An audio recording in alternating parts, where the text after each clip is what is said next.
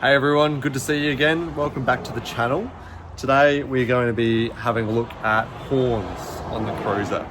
So the current horn situation is not the best. Still using the stock ones, and they got a little bit messed up when we were installing the front mount intercooler. So grabbed this off the shelf at Repco. Going to be looking at just some pretty simple OEX twin air horns. No idea what they sound like, no idea what they're going to be like to install, but we're going to have a crack. So these are the stock horns that come with the 105 series. As you can see, they're not in the best shape with the PDI front mount sitting there now. And they don't even work at the best of times. So we're going to unbolt them, unplug whatever's going on here with the spade terminal fittings, and just basically toss them as far as you can. And this is exactly what you'll find in the compressor twin horn kit. So you've got the red compressor there, got your twin horns, your relay, your air hose, your mounting hardware, and the instructions.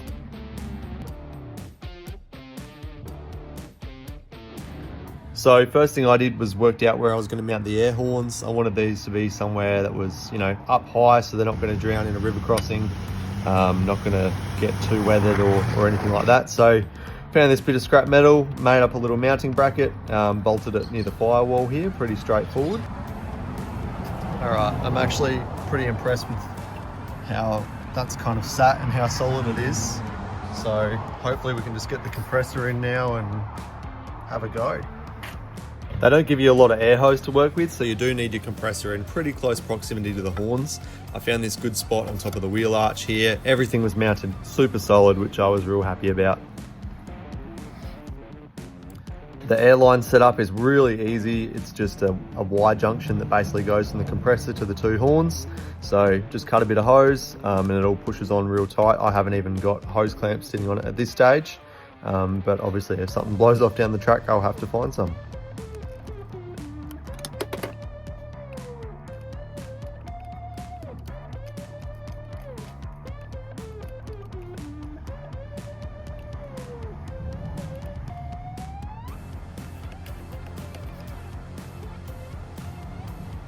So that's the mounting and airline sorted. Now is the wiring, dreaded by some, loved by others.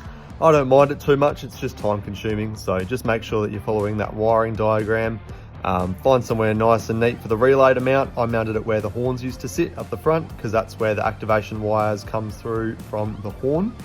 And then, yeah, make sure you fuse your positive, and Bob's your uncle. If any of you watching today have a 100 series or 105 series Cruiser, you need to go straight to my website now and check out my switch plates. I've got plates like this, and even this, and they're designed, printed, and shipped from right here in South Australia. Go grab yourself one, grab one for a mate, spread the word, and enjoy a cheap, simple modification for your Landcruiser.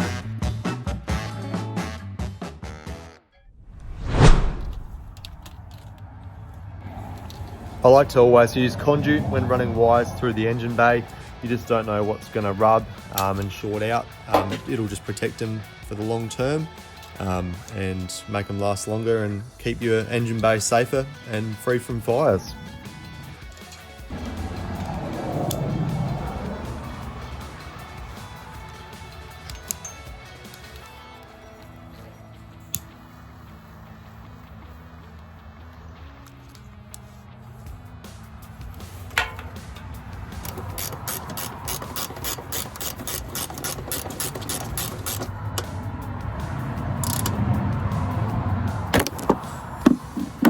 And always remember to keep two hands on those socket spanners.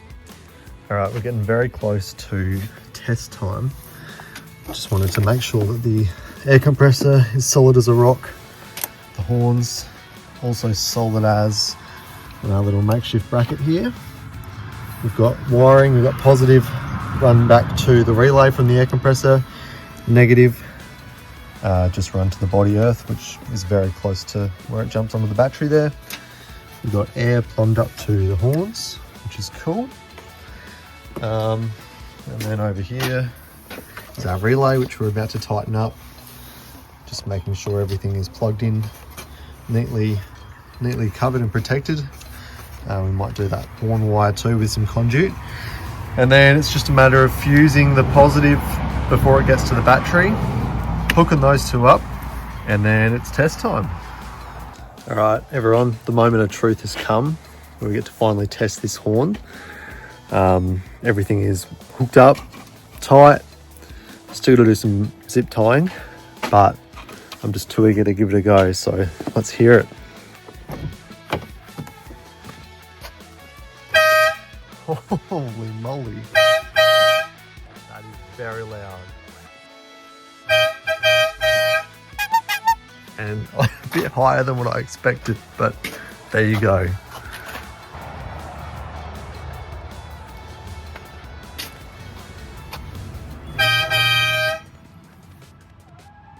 So there you go, guys. If you want a cheap, easy air horn off the shelf, that's what the Repco OEX twin air horn kit is like to install. It's what it sounds like, and yeah, it was always going to be a bit of a surprise. It's probably a little bit more of a higher tone that I was looking for, but anyway, much cooler than the original. Not sure if this is road legal or not, but anyway, there you have it. Hope you learned something.